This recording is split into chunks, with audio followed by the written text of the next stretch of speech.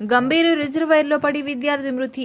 ఆనందపురం మండలం గంభీరు రిజర్వాయర్లో గీతం కాలేజీలో చదువుతున్న 5 విద్యార్థులు సరదాగా ఫ్రెండ్షిప్ డే సందర్భంగా గడపడానికి వెళ్లగా ఒకరు నిరంజన్ కాలు జారి రిజర్వాయర్లో పడిపోవడంతో అతన్ని రక్షించడానికి ఆశీష్ అనే విద్యార్థి రిజర్వాయర్ దూకగా అతనికి కూడా రక్తస్రావం అవడంతో అతన్ని కాపాడడానికి మరో స్నేహితుడు ఆయిల్ అనే వ్యక్తి దూకి ఆశీష్ను రక్షించగా ముందుగా జారిపడిన నిరంజన్ జాడ లేకపోవడంతో ఒడ్డునే ఉండిపోయాడు. విషయాన్ని ఆనందపురం స్థానిక పోలీసులకు చిట్టివలస అగ్నిమాపక సిబ్బందికి సమాచారం అందడంతో సంఘటన స్థలంకు చేరుకుని CI TV Tirupatirao, fire officer Srinivasarao సిబ్బందితో ఘటనా స్థలంలో గాలింపు చర్యలు చేపట్టారు. రక్తస్రావం అయిన విద్యార్థిని ఆనందపురం ప్రభుత్వ హాస్పిటల్కి తరలించి ప్రథమ చికిత్స చేయించగా రిజర్వాయర్ ఫైర్ స్టేషన్ సిబ్బంది శ్రీనివాస్, గంభీరం స్థానికులు అనిల్, చక్రవర్తి దిగి గాలింపు కొనసాగించారు.